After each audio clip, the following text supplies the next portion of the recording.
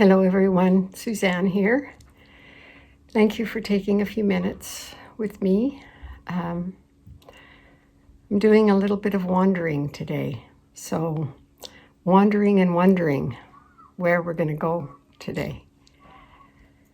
But I've been reflecting a little bit more on meaning, and I was remembering quite a few years ago now, there was a notion about following your bliss.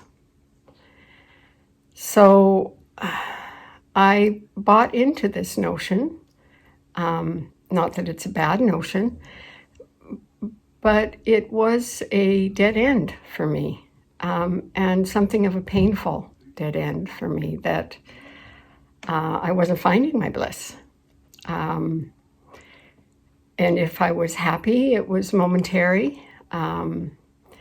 And if there was elation, that was momentary. There wasn't anything that would actually stick. And so for a long time, I was very critical of myself as a woman, as a psychotherapist, as a theologian, that, it was sort of like, well, God must be, in the dryer with all of those other socks that never seem to come out of the dryer, because I'm not finding whatever it is that I'm supposed to be looking for. So it took me some time to realize that meaning comes to us. And it isn't necessarily, oh, this is it. This is what I'm to do. Often it comes in the form of when we ask ourselves, what does life want of me? It can often come in the form, initially, of what we have not redeemed. By that I mean, for me, and for many of us, the thing that life will show us is the ghosts of Christmas past, the ghosts that we have exiled into our deep shadow selves.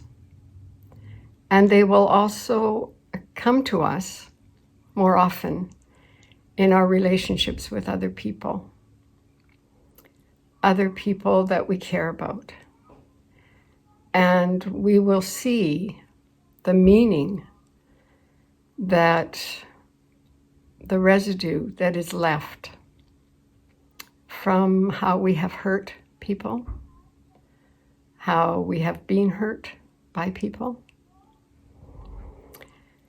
and the deep sadness and grief and remorse and guilt and shame that we can have. And these experiences in our life that we then run from or try to control. And it's painful. It's suffering. So when I have talked to you about telling ourselves the truth, it is the invitation. Meaning is asking us to go deeper into those fears, deeper into those unrequited events. And it is asking us to forgive ourselves. This is the most challenging of all. To begin to really look and to allow the heart to really look and not jump to any conclusions, because we've done enough of that. And allow the heart, the compassionate heart, to open to ourselves.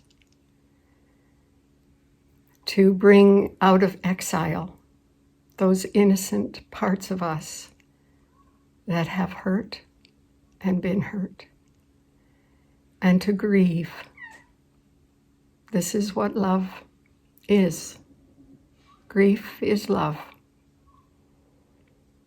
And we can begin then to open our heart to what is truly meaningful and how we have lived this life. And we can begin to free ourselves and free the people that we have hurt or been hurt by. This is truly the most courageous thing. But I want to encourage you that the heart knows how to do this. It knows how. We have only to open it. We have only to allow ourselves to look gently, to look at what it is that we fear, what it is that we think is so terrible.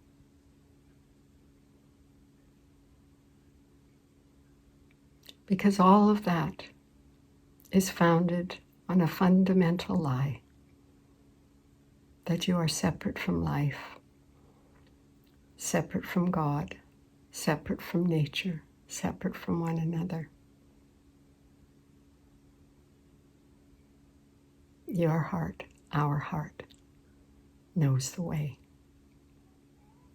So what we perceive as meaningful, even though it's difficult,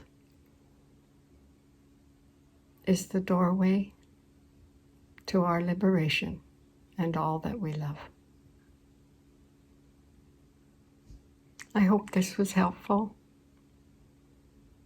I'm delighted to be on this journey with you. Please let me know how it goes. Until next time, bye for now.